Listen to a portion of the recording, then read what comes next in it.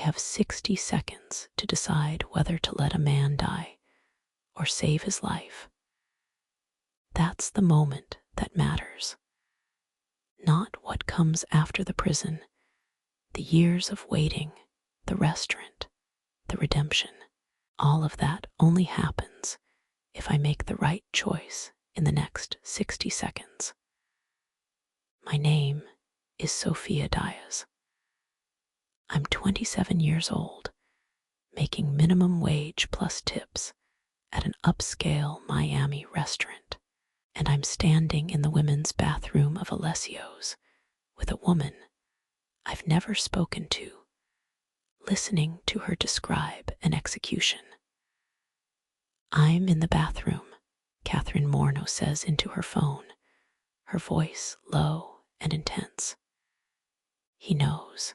He figured it out somehow. "Do you want me to still give the signal? I'm supposed to be invisible. Stocking supplies. Not here, not listening." But the moment she locked that door, everything changed. Her hands are shaking. "Understood," she says, responding to whoever's on the other end. "I'll come out in 30 seconds, and you'll have 30 seconds to get people in position. If he runs, the sniper takes him. There's a sniper somewhere in Miami, watching, waiting, ready to kill a man I've never met because his wife asked them to." "Yes, I understand the risks," Catherine continues. "Yes, if this goes wrong, I'm a liability. My heart is pounding so hard I'm sure she'll hear it. He's going to prison either way," she says, and her voice goes cold. "And I'm going to be protected. So let's just execute the operation." She hangs up, stares at herself in the mirror. I can see the fear underneath her coldness, the doubt underneath her certainty. Catherine Morneau is about to destroy her husband, and some part of her knows exactly what that means. But it's not enough to stop her. She straightens her dress, smooths her hair, takes a breath, and walks back out to the dining room. 60 seconds. That's how long I've been standing here, understanding that I've overheard an execution order. Not an arrest, an execution. A man in a restaurant with no way out. A sniper with a clear shot. Victor Morneau is about to die. And I'm the only person in Miami. My father spent 23 years in federal prison. That's what I think about as I stand in this bathroom, holding paper towels, understanding that I have to make a choice right now. He went in for something he didn't fully do.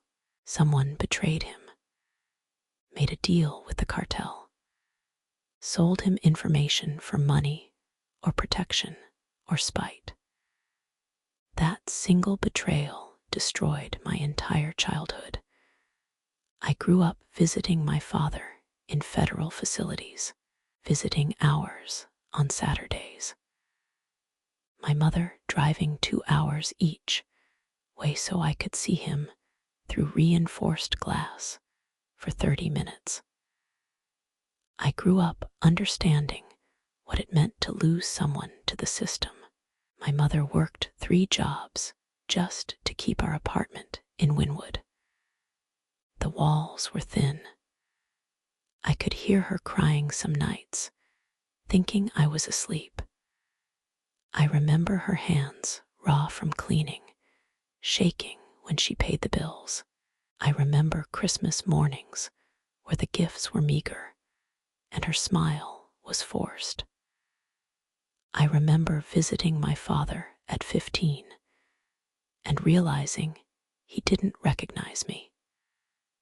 That 20 years had passed and he was looking at a stranger, and now I'm standing in this bathroom, and I can stop that from happening to someone else. The voice in my head screams, "You can stop this. You can save his life. You can choose differently than the man who destroyed your family chose."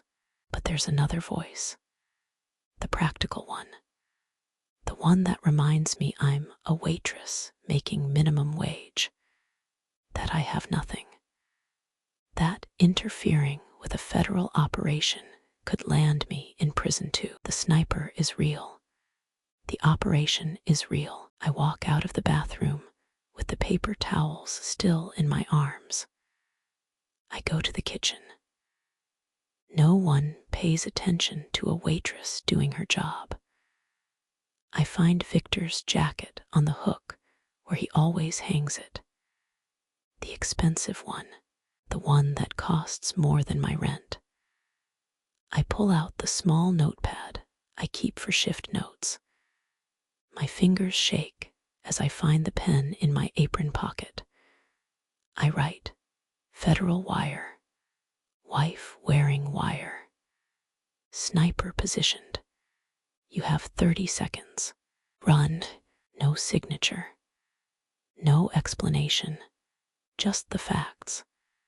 I slip the note into his inner jacket pocket. My fingers are shaking so badly I nearly drop it. Then I go back to work. I serve customers. I clear plates. I move through the restaurant like I haven't just potentially destroyed a federal operation and possibly saved a cartel boss's life. I watch Victor sit at his corner table with his wife across from him. I watch him reach for his jacket to leave. I watch him find the note.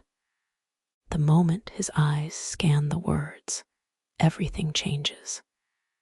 His entire body goes rigid. His eyes widen. His hand clenches into a fist, and his wife's face goes white because she understands in that moment that something has gone wrong, that someone has warned him, that the operation is collapsing. He makes eye contact with me across the restaurant. "Run," he mouths, and I know that everything is about to change. It happens very fast. Victor stands up so quickly his chair falls backward. Catherine tries to stand, but he's already moving toward the kitchen. Federal agents are probably already coming through the front door, radios screaming, weapons drawn. I shout, "Federal raid, back door now." It's not entirely a lie. Federal agents are about to come through every door. But when I shout, when I give the warning, everything changes.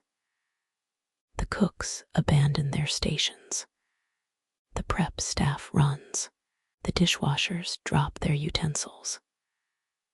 Within seconds, there are 15, 20 people moving toward the back exit, creating chaos that makes it impossible to track which direction Victor's gone. Somewhere out there, a sniper has a clear line of sight to the rear entrance. The sniper is watching. The sniper is waiting. But if he takes a shot now, he hits innocent people.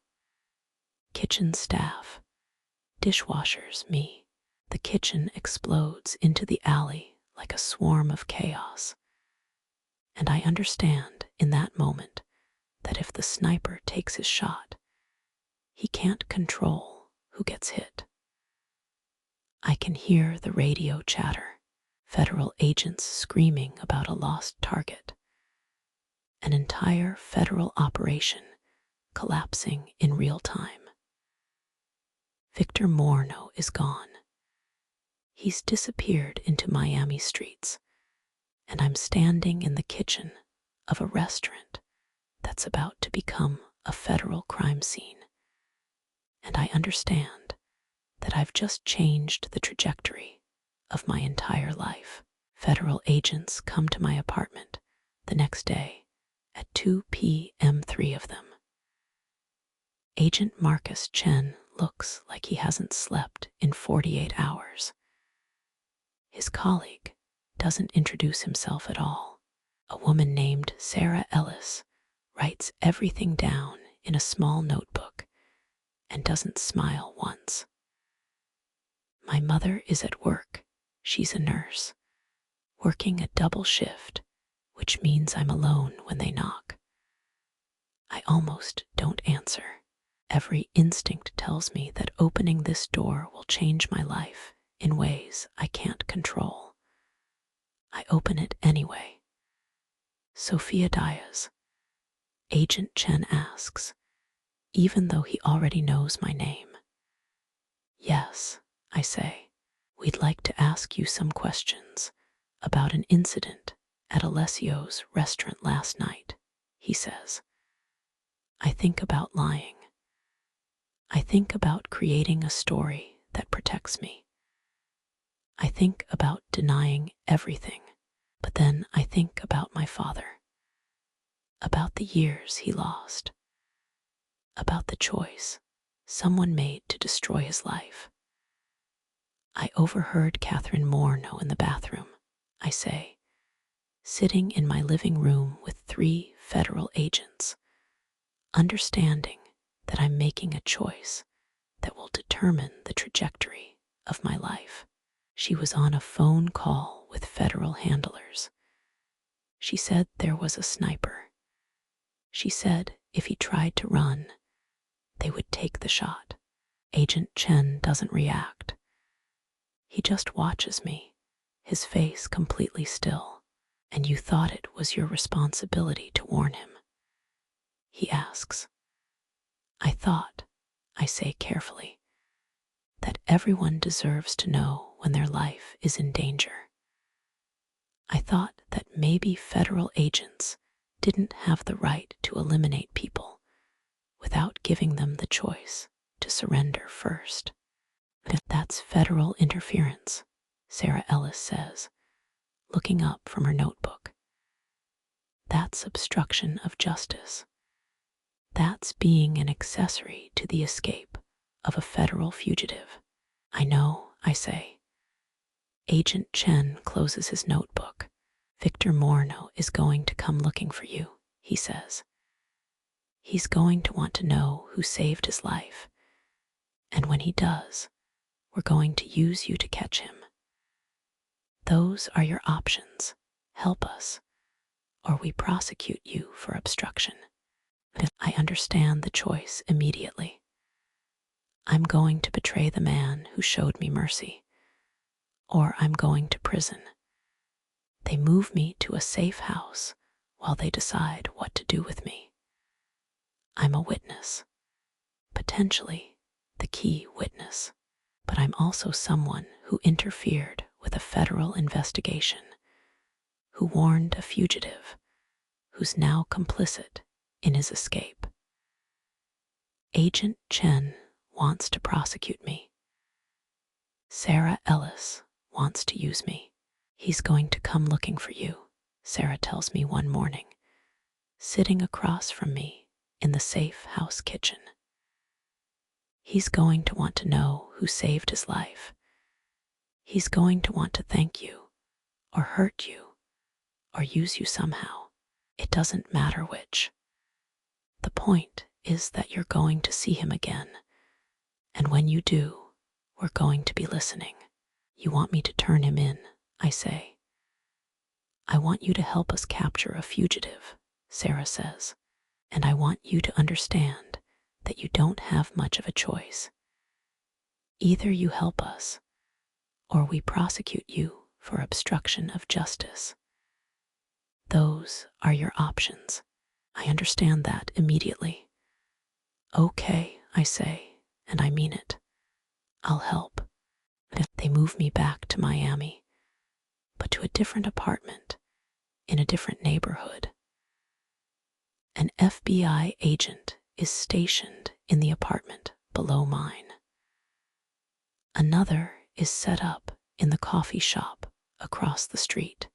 They have my phone tapped, my internet monitored, my entire life under surveillance. I go back to work at a different restaurant, not Alessio's, which is still sealed as a crime scene, but another upscale place where waitresses make good money, and where someone like Victor might theoretically show up. And I wait. The waiting is the worst part. Every customer who walks through the door, I wonder if it's him.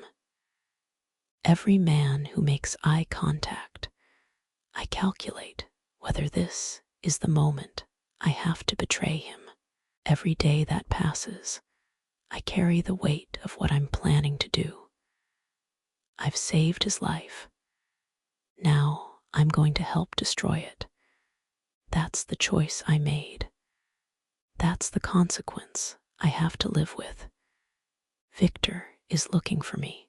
I know this because federal agents tell me they've detected unusual activity.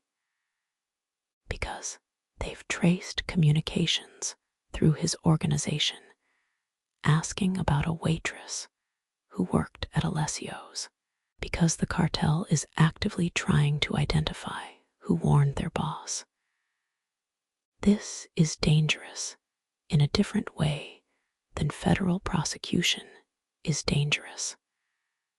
If the cartel finds me before Victor does, I'm dead. It's that simple. I've interfered with an operation. I've helped their boss escape. And in cartel logic, that makes me unpredictable. Unpredictable people are eliminated. But if Victor finds me first, if he discovers who I am, why I helped him, what I actually want, then I might be useful to him.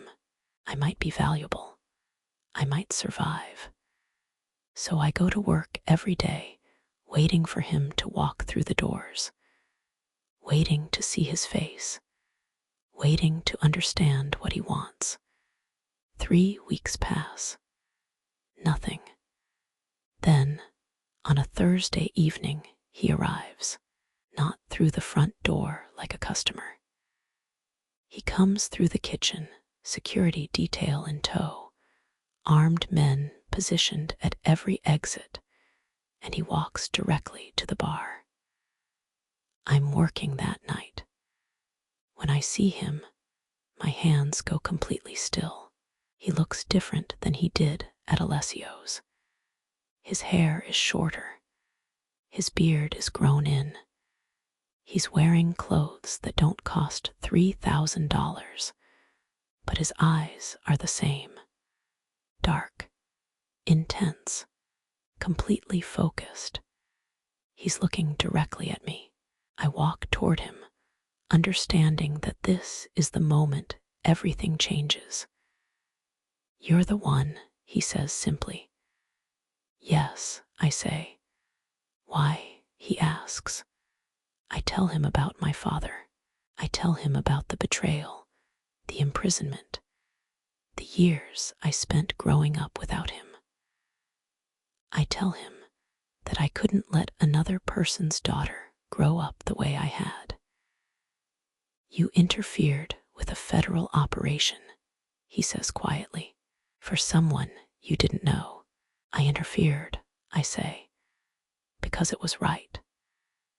And because I recognized something in you, something human, something that deserved a chance to choose differently." He reaches across the bar and touches my face, just briefly, just enough that I feel the gentleness of it.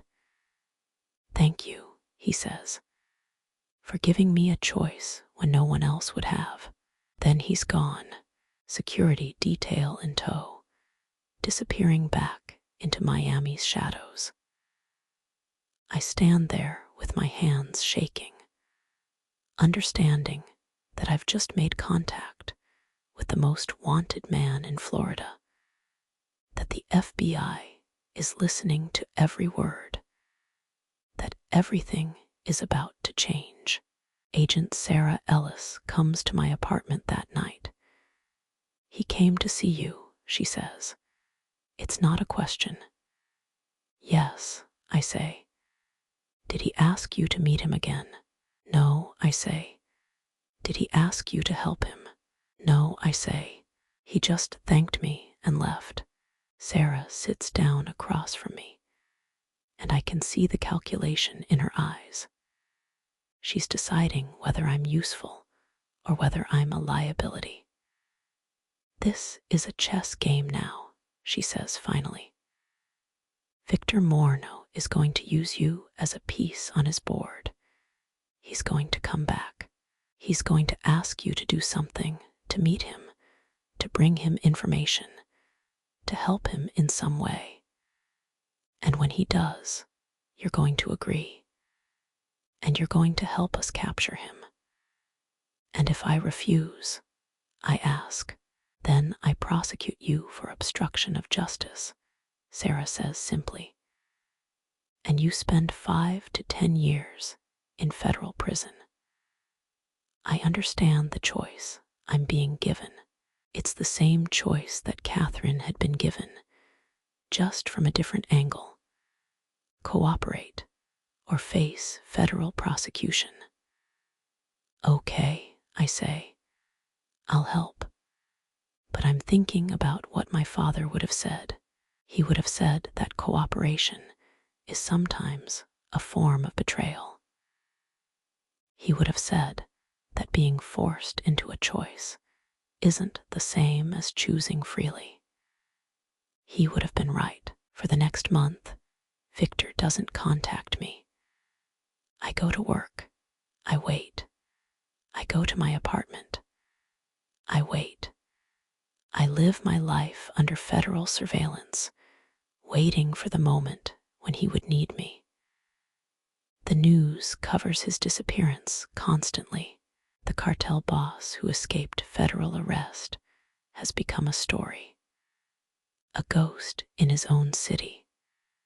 Conspiracy theories about where he's gone.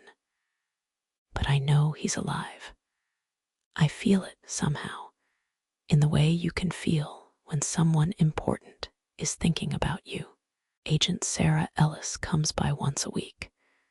She asks if I've heard anything, if anyone has tried to contact me, if I'm ready for when he finally makes his move. I tell her yes, I'm ready.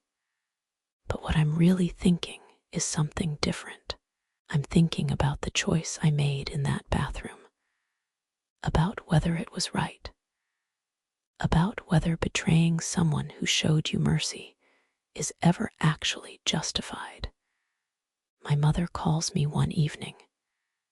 "You sound different," she says. "What's wrong?" I can't tell her the truth. I can't tell her that I'm living under federal surveillance, that I'm being asked to betray someone, that my life has become so complicated that I barely recognize it anymore. "I'm just tired," I say instead. "Well, sleep," my mother says. "Get some rest. Everything will look better in the morning." But I know that's not true. Everything will only get worse. Then, at the end of that month, he contacts me, a text message to a burner phone that has been given to me by an associate. A man I've never met comes into the restaurant and slips me the phone with a note. "From someone who remembers you." The text says, "Meet me tomorrow, midnight. Wynwood Park. Come alone." I show the message to Sarah Ellis immediately. "This is it," she says, looking at the message with something like triumph in her eyes. "He's asking you to meet him. You're going to go. You're going to be wearing a wire, and you're going to help us capture him." I nod, but I'm not thinking about the FBI. I'm thinking about Victor, about what this meeting will mean, about the fact that I'm about to betray someone who trusted me. I'm thinking about whether that choice, made in that bathroom, is going to haunt me for the rest of my life. Sarah's expression hardens slightly, like she knows I'm having second thoughts. Don't think too hard about this, she says quietly. You made your choice when you warned him. Now you're just following through. But that's not true. Those were two different choices. Saving his life was instinct. Betraying him is strategy. I'm terrified as I walk through Wynwood Park at midnight. The park is empty. Just the playground equipment looming in darkness. Basketball courts visible in the faint light from distant street lamps. The wire is taped to my chest, hidden under my clothing, recording everything I say and everything anyone says within distance of it. Victor emerges from the shadows with a single guard, just one, which suggests either that he trusts the park is secure or that he's so dangerous he doesn't need protection. Hi, he says, and his voice is gentle in a way that makes the wire feel like a betrayal. Hi, I say. I wanted to see you, he says, to understand why you helped me, to figure out if you were genuine, or if you were already working with the feds. I was genuine, I say, and it's true, but I'm working with the feds now. They threatened to prosecute me if I didn't. I can feel him processing this, understanding the situation, calculating his options. They're listening right now, I continue. There are agents positioned around this park. If you try to run, they'll arrest you. If you try to hurt me, they'll arrest you. You don't have any good options. No, he agrees. I don't. He steps closer to me. But I'm going to ask you something, he says, and I need you to answer honestly, because my life depends on understanding the truth. Do you believe I can change? The wire is recording his voice, recording my response, recording everything. Yes, I say, and I mean it. I believe you can change, even though I've killed people, even though I've destroyed lives, even though there's no redemption for the things I've done. I believe, I say carefully, that the fact that you're asking that question matters. I believe that wanting to change is the first step toward actually changing. He nods, like he's accepting something he'd already decided. The federal government is going to arrest me tonight, he says. It's not a question. He understands that the operation is in place, that agents are positioned, that the moment he makes a move, they will move in. Yes, I say, and you helped make that happen. Yes, I say. He's quiet for a long moment, and I can see the disappointment on his face, but I can also see the understanding. He understands that I've been forced into a choice, that I've been given an impossible situation, that I've done what I had to do. I'm going to cooperate, he says suddenly. With the federal government, I'm going to testify about my organization. I'm going to help them dismantle everything I've built. And I'm going to face the consequences of what I've done. Why, I ask? Because you saved my life, he says. Because you gave me a choice when no one else would have. And I'm going to use that choice to become something different. He turns and walks away, leaving me alone in the park, leaving me holding the wire that will transmit everything to waiting federal agents. Within minutes, agents are moving in from all sides, descending on the park, surrounding Victor with weapons and authority, and the certainty that they've finally caught him. He doesn't resist. He stands with his hands raised.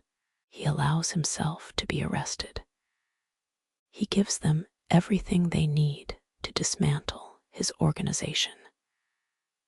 And I stand in the middle of the park, watching it happen, understanding that I've just betrayed the man who'd shown me mercy. Victor's cooperation changes everything within the first 48 hours. Federal prosecutors are ecstatic. They have insider information about every operation, every transaction, every person involved. They have access to financial records. They have his willing testimony. Within the first 2 days, they arrest 83 people connected to Victor's organization. Within 1 week, the number climbs to over 200. I testify before a grand jury about what I heard Catherine say in the bathroom, about the federal operation that was planned, about my decision to warn him. The federal prosecutors want to use my testimony to prove that the operation was compromised, that I interfered, that my actions were technically a crime. But Victor's defense attorney has a different strategy. The prosecution's own witness, he says during my testimony, is evidence of the moral bankruptcy of this operation. The federal government was planning to use an assassination to arrest my client. A young woman, understanding the injustice of that plan, stepped forward to give him a choice. That's not a crime. That's an act of conscience. But the jury disagrees. Victor is convicted on 97 counts: drug trafficking, money laundering, organized crime activities.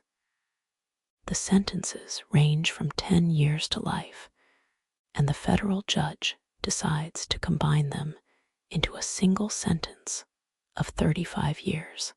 35 years in federal prison.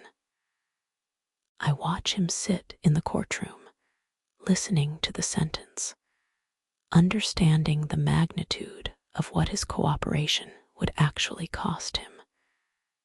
But then he looks at me, and he nods, like he's accepting this consequence, like it's the price he has to pay.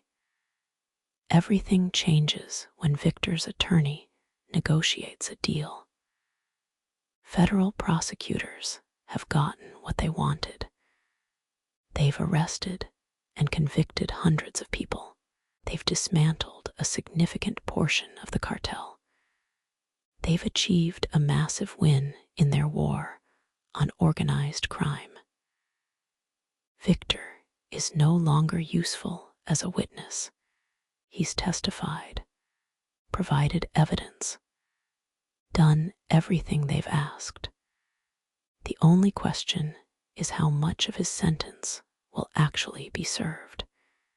His attorney negotiates aggressively in exchange for Victor's continued cooperation, for his willingness to testify against the rest of his organization in additional trials, for his assistance in locating assets and operations that have gone underground.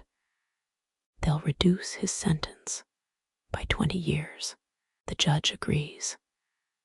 15 years instead of 35.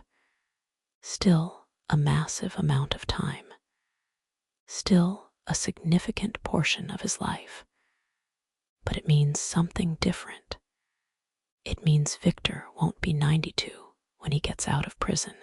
It means there might actually be a life after prison, a chance to build something different, a possibility of redemption.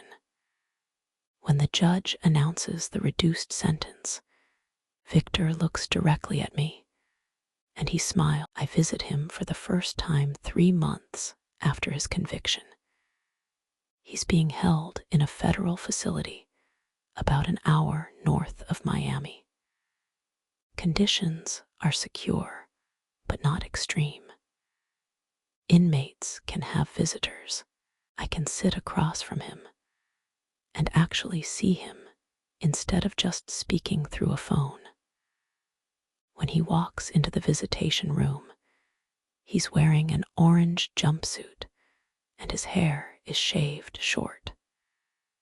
He looks smaller somehow, diminished by the institution, compressed by the reality of his circumstances. "You came," he says, sitting down across from me. "Of course I came," I say. "You could have let yourself disappear," he says. "You could have taken the federal deal, entered witness protection, started a new life. Instead, you're here." "Yes," I say. "Why?" he asks. "Because you showed me mercy," I say. "When you could have killed me, when you could have used me, when you could have done anything, you showed me mercy. And I'm going to return that mercy. I'm going to wait for you." He reaches across the table, and a guard doesn't tell him to stop.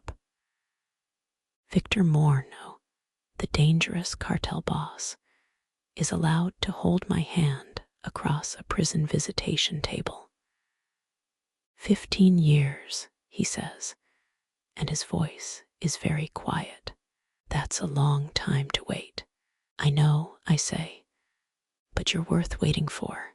The next 3 years of my life are consumed by the federal prosecution. Victor has to testify in multiple trials. Each one requires my presence as a supporting witness. Each one requires me to relive the moment I warned him, the moment I interfered with a federal operation, the moment everything changed. Federal prosecutors want to establish a pattern. Victor Morneau had been warned by a moral person. He escaped arrest. He went on the run for a month. Then he voluntarily surrendered. The defense wants to establish a different pattern. Victor Morneau had been given a choice by someone who understood the injustice of what was happening. He spent a month reflecting on his life. He decided that facing his consequences was the right thing to do. I testify honestly.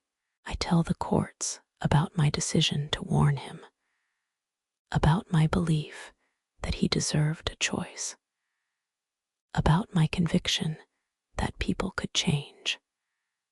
Some prosecutors appreciate my honesty. Most are furious that I interfered with their operation. By the end of the trials, by the time the last conviction is secured, by the time the federal investigation has successfully prosecuted over 400 people connected to Victor's organization, I am exhausted, but I'm also certain I made the right choice.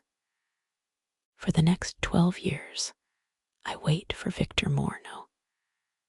My life takes on a rhythm that revolves around monthly visits to the federal facility where he's imprisoned. I work at restaurants, different ones, never returning to Alessio's, which has been permanently closed. I save my money. My mother recovers from her heart condition. The new medications are working better. She grows stronger, healthier. more like the woman she was before my father's imprisonment. And Victor changes in ways I can track through visits and letters. He takes classes in the prison education program. Eventually, he starts teaching other inmates literature, philosophy, the human experience expressed through written word. He reads constantly, working through the entire canon of literary fiction, trying to understand how humans process pain, how societies deal with violence, how redemption is represented in story. He writes me letters that are sometimes painful to read, where he catalogs his regrets and his understanding of the damage he caused. One letter says, "I don't expect forgiveness for what I've done. I expect consequences. What I hope for is the chance to become someone different before I die." I keep that letter. I read it whenever I doubt whether I'm making the right choice in waiting for him. By year 8 of Victor's imprisonment, I've saved enough money to buy into a restaurant. It's a small place in a neighborhood that's just starting to gentrify, owned by an older couple retiring. They're asking less than I could afford, and they seem to want to pass the business to someone who actually cares about it. I become part owner, then full owner. The restaurant becomes my life's work. I rename it Mercy in honor of what Victor showed me, in honor of what I'm hoping he'll eventually show himself. The restaurant is a success. I run it honestly. I pay my staff fairly. I treat every customer like they matter. I create a space where people feel valued, where service isn't invisible labor, but is actually recognized and appreciated. Victor would be proud. In my letters, I tell him about the restaurant, about the menu I'm developing, about the staff I'm hiring, about how I'm trying to build something honest and good. He writes back that he's proud of me. Not "I'm proud of you" in the way that a boss is proud of an employee, but in the way that someone who loves you is proud, where your success means something to them because you mean something to them. In year 10 of Victor's imprisonment, Catherine's body is found. She's been missing for 4 years. The case has gone cold. The FBI has moved on to other priorities, other crimes, other betrayals. But someone in Miami, someone connected to Victor's old organization, has found her and decided that the debt needed to be paid. The body is discovered in the Everglades, and the news breaks open everything I tried to put behind me. Victor calls me from prison immediately, and I answer in the kitchen of my restaurant, and I hear the pain in his voice.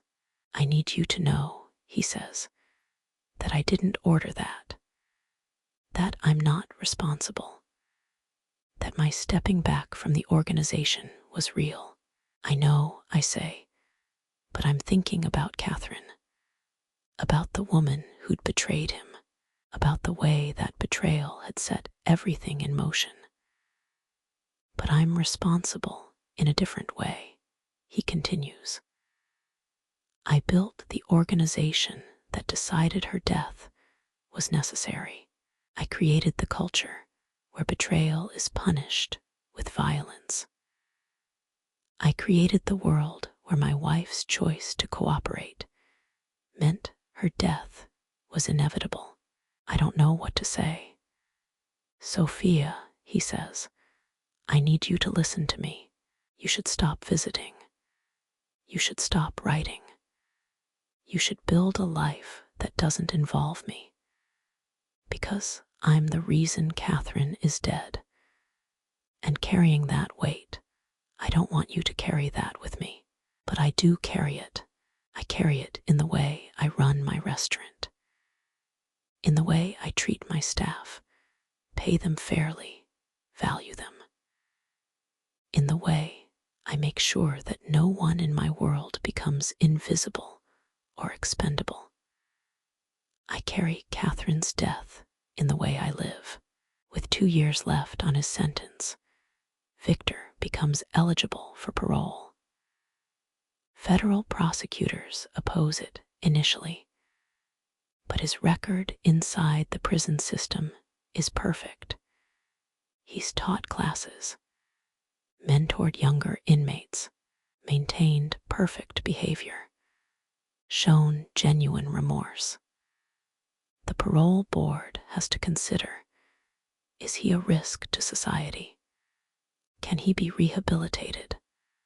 I testify at his parole hearing. I sit in a federal courtroom and tell the parole board about the man who showed me mercy, about the man who spent 13 years of prison time trying to understand and atone for his crimes, about the man who wants to build something legitimate and good. He saved my life, I tell the parole board. When he could have killed me, when he could have used me, he showed me mercy, and he spent his entire time in prison trying to show that same mercy to himself. The parole board approves his release with conditions, regular check-ins with a parole officer, prohibition from any connection to organized crime, mandatory counseling. Victor will be released. I'm terrified the day of his release. We've been separated for 12 years. He was 42 when he went into federal prison. I was 27. Now he's 54, and I'm 39. What if we've become different people? What if the connection we had before prison is no longer relevant? What if 12 years of separation has killed whatever we felt for each other? He walks out of the federal facility at 8 a.m., and I'm waiting in the parking lot. I can see him scanning the area, looking for me. Then he sees my car, and he walks toward me. For a moment, neither of us moves. 12 years has changed us both. There's gray in his hair now, and lines around his eyes that weren't there before. His shoulders are slightly stooped from 12 years in a cell. His hands shake slightly as he approaches. But when he sees me, his entire face changes. "Hi," he says, and his voice is exactly like I remember. "Hi," I say. "I don't know how to be normal," he says. "Then we'll learn together," I say. I step out of the car, and he takes me in his arms. We stand in that parking lot, and I feel 12 years of waiting finally settle into something real. Victor comes to work at my restaurant the day after his release. Not as an employee, exactly. I own it, and he works in the back, managing kitchen operations, coordinating with suppliers, handling the logistics of moving food from procurement to plate to customer. He's extraordinary at it. He understands systems in a way that most people can't. He understands how to make things work efficiently, how to anticipate problems before they happen, how to create processes that are both effective and ethical. "This is beautiful," he says, looking around the kitchen on his first day. "You built this. We built this, I say. I waited. You're building it with me now. And he does. He works in the kitchen, living in my apartment, slowly learning what it means to be part of a legitimate business. To work toward a goal that doesn't involve violence or exploitation. He makes mistakes. He has days when the weight of what he did in his previous life becomes overwhelming. He has nightmares about men he killed, about operations he ordered, about the violence that defined his life before prison. But he's trying. Every single day, he's trying. By year 3 of Victor's release, the restaurant has expanded. We've opened a second location, hired experienced managers, created a business that's both profitable and genuinely good. Customers start to know us. Regulars request specific tables. Staff members stay for years instead of months. Word of mouth makes Mercy one of the most sought-after reservations in Miami. We never discuss marriage. Both of us have seen what marriage could become, the power structures, the betrayal, the way it could be used as a weapon. Instead, we build something else. We build a partnership that exists in the daily work of the restaurant, in the way we move around the kitchen, anticipating each other's needs, in the way we talk to customers like they matter, in the way we build a staff that stays, that grows, that becomes a kind of family. My mother comes to the restaurant every Sunday. She sits at a special table, and Victor makes her favorite meal, and they talk about life and faith and the possibility of redemption. You're good for her, my mother tells Victor one Sunday. I can see it. She's building something real. She saved my life, Victor says. In that bathroom, she chose to speak truth when silence would have been safer. She changed everything. My mother smiles. That's what people do when they love each other, she says. They choose each other. After 2 years of working at the restaurant, Victor starts a program. He works with at-risk youth in Miami, teaching them cooking, teaching them skills, but more importantly, teaching them about choices and consequences.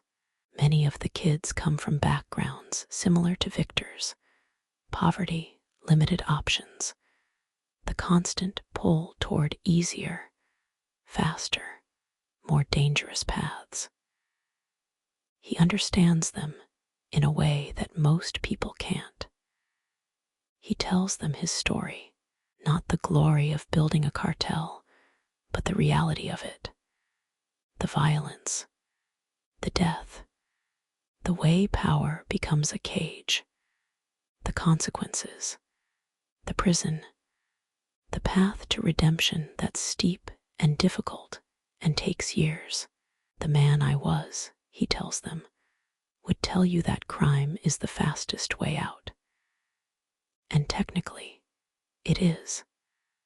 But it's also the fastest way to prison, to death, to destroying everyone you love. The kids listen because he's real with them, because he's not preaching from a distance, because he's someone who's lived what he's teaching. Mercy becomes a kind of headquarters for the program. We host graduation ceremonies there. We feed the kids healthy meals. We create a space where they can imagine different futures. It's not redemption, exactly. Victor understands that nothing can redeem the men he killed, the families he destroyed, the violence he perpetrated. but it's something. It's an attempt to balance the scales in some small way. 5 years after Victor's release, the restaurant wins an award for Best Emerging Restaurant in Miami. It's a small award, not major, but it means that people have noticed what we've built, that our commitment to treating staff fairly, paying them well, sourcing ethically, and creating genuine community is visible in the food and the service and the way customers feel when they walk through our door. We celebrate quietly, just Victor, myself, and my mother. You did this, my mother says, raising her glass. Both of you. She did this, Victor says, looking at me. I just helped. We did it together, I say, which is the truth. That night, Victor and I sit in the closed restaurant, the way we sometimes do, and we talk about the future. Do you ever regret waiting? He asks. Do you ever regret cooperating? I ask back. Every day, he says, and not at all. Both are true. Same, I say. We sit in silence. I think about everything that has led to this moment. The bathroom conversation that changed everything. The note I slipped into his pocket. The risk I took. The 12 years we waited. Catherine's death that haunts us both. I think Catherine would want us to be happy, I say finally. Victor is quiet for a long moment. I think Catherine would want to still be alive, he says, and that's the thing I have to live with. Not her blessing. Just the knowledge that my choices, the ones I made before I met you, they had consequences that extended far beyond me. Yes, I say, and you're acknowledging that. You're living with that. You're not trying to escape it. That's the only thing left to do, he says. 7 years after Victor's release, my father comes to the restaurant. He's been out of prison for 8 months now. He served 23 years for a crime he didn't fully commit. The man who betrayed him has died in prison. There's no justice in that. No closure. Just time served and a life reclaimed. He comes to see what I've built. He sits at a table while Victor and I work.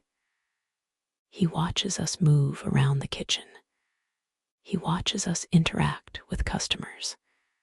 He watches us build something good from the wreckage of something terrible. After his meal, he comes to find us. Is that him? My father asks. The man you've been waiting for. Yes, I say. My father is quiet for a long moment, watching Victor as he works, assessing him with the same kind of intensity that he's assessed me when I was a child, like he's determining whether I'm safe, whether I'm making good choices, whether I'm going to be okay. When I was in prison, my father says finally, I spent 23 years thinking about the person who betrayed me, about the choices that led to my imprisonment. And I realized that spending my anger on him, my rage on him, meant that he was still controlling my life, even though he wasn't present. Yes, I say, because I understand what he's trying to say. That man, my father continues, pointing toward Victor. He's spending his freedom trying to build something good. That's more than the man who destroyed my life ever did. He hugs me, and I feel something shift in me. Some weight that I've been carrying my whole life. Some belief that redemption isn't possible. that choices can't be unmade, that all we can do is survive them. Victor can survive them and become someone better. My father understands that. 1 year after my father comes to the restaurant, a man walks through our doors. He's in his 50s, well dressed. Something about his face is familiar in a way I can't quite place. Victor recognizes him immediately. He'd worked with Victor before. He'd been part of the organization that Victor testified against. He'd served 9 years of a 15-year sentence before being released early for good behavior. He sits at a table, and Victor's entire body goes rigid. For a moment, I think there might be violence. I think 12 years of prison time might have changed nothing. That Victor might still be the cartel boss. That redemption might be a fiction we tell ourselves. But then the man looks at Victor, and their eyes meet across the restaurant. For a moment, nothing happens. Then the man looks away. He finishes his meal. He pays his bill. And as he's leaving, he stops at the kitchen door and says something to Victor that I can't hear. Victor comes to find me after the man leaves. He said, "Thank you," Victor tells me. "For what?" I ask. "For testifying," Victor says. "For ending the organization. For giving him a chance to get out, to serve his time, to become something other than what the cartel made him." I take Victor's hand. "That's how you know you made the right choice," I say. 10 years after Victor's release, he's invited to speak at a federal facility. Not as a prisoner, but as a guest speaker in the education program. The prison wants inmates to hear from someone who's actually served time, who's actually changed, who's actually built something legitimate after prison. He's terrified. What if they don't believe me? He asks the night before his visit. What if they think I'm just another guy telling the story they want to hear? Then some of them won't believe you, I say. But some of them will. And for those people, everything changes. He speaks for 2 hours about his life in the cartel, about his conviction, about his prison time, about the restaurant we've built, about the work he does with at-risk youth.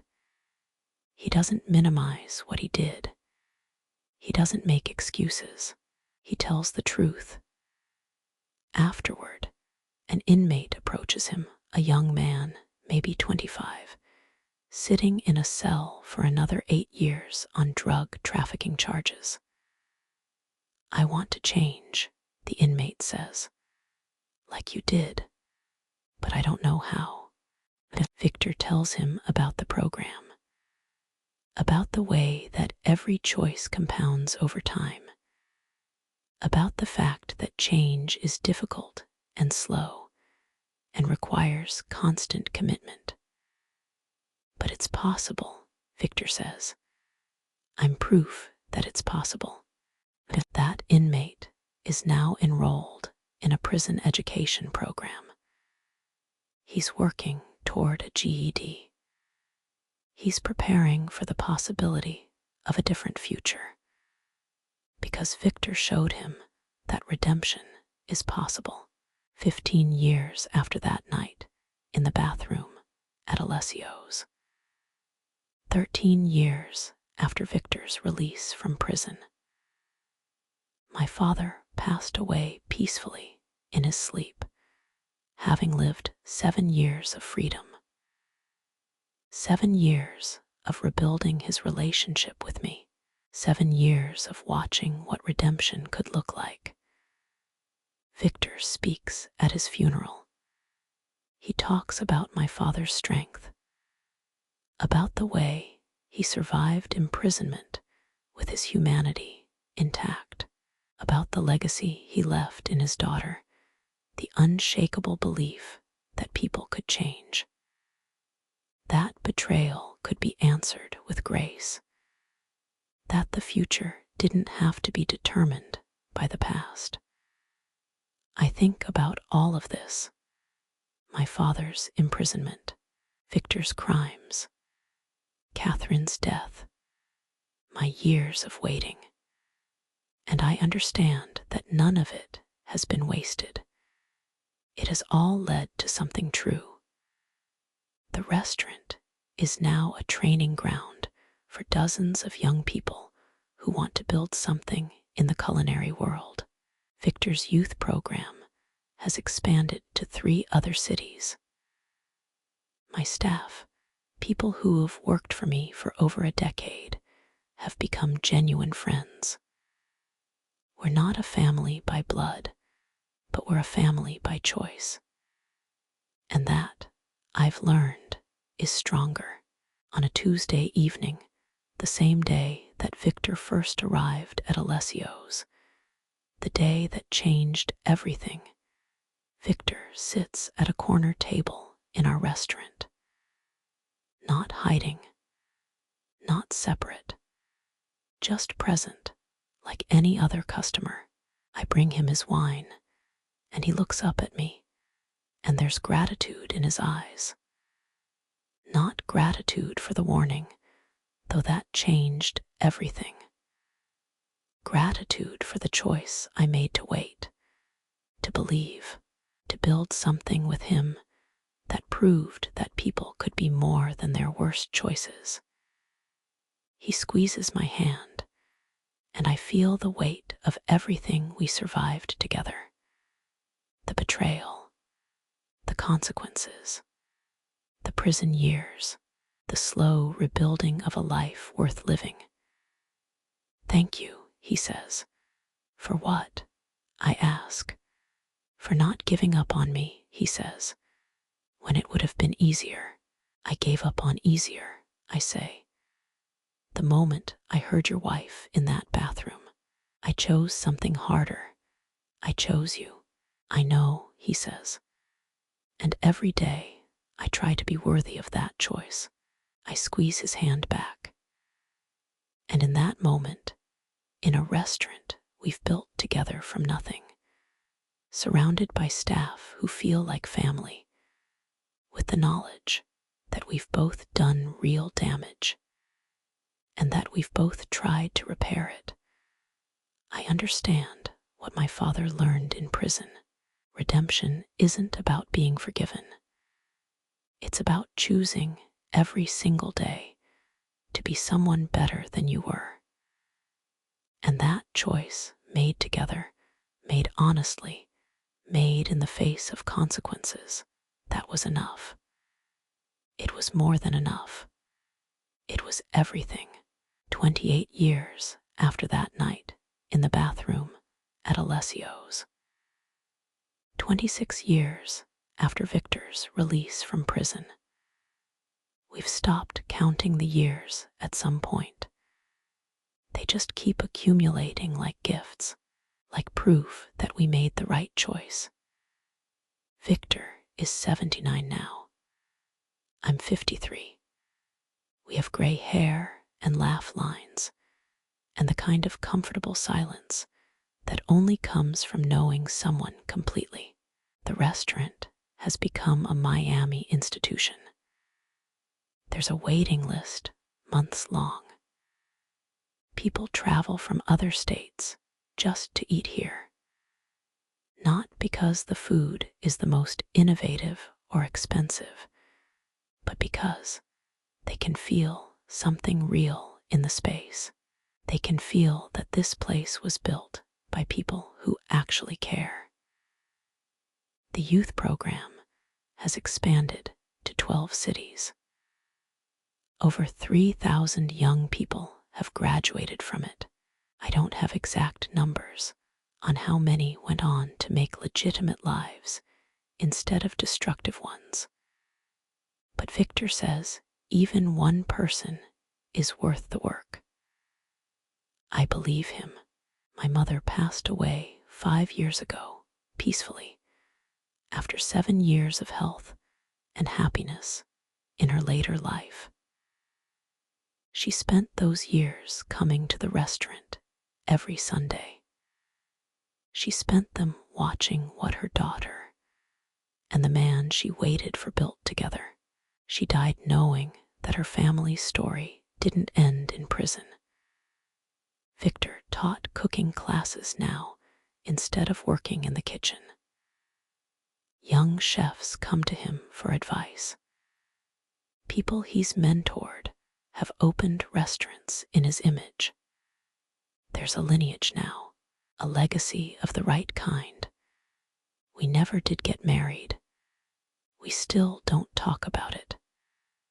But everyone understands that we're partners in every way that matters. The restaurant is in both of our names. Our lives are completely intertwined. Sometimes I think about what might have happened if I'd made a different choice in that bathroom. If I'd stayed silent. If I'd let the sniper take his shot. Victor would be dead. I would have never known him. The restaurant wouldn't exist. All of those young people would have had no one to teach them that change was possible. Catherine would still be alive. That's the weight I carry. Not regret. Not really. But the understanding that every choice has consequences that we can't control. That saving one life might have set off a chain of events that we'll never fully understand. Victor says that's just part of being human. He says we do the best we can with the information we have. And then we live with the consequences.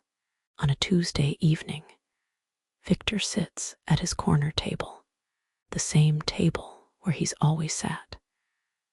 The table that used to be at Alessio's, but that somehow made its way to our restaurant. I bring him his wine. He looks up at me like he always does, and there's a moment, just a moment, where I see him as he was that night. Young and powerful and terrified. A man who didn't know that a waitress he barely noticed would save his life. A man who didn't know that the choice he made to cooperate would change him forever. A man who didn't know that redemption was possible. I love you, he says quietly. I know, I say. I mean, I really love you, he says, like it matters to say it clearly.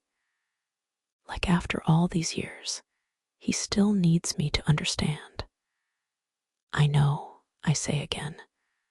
I love you too.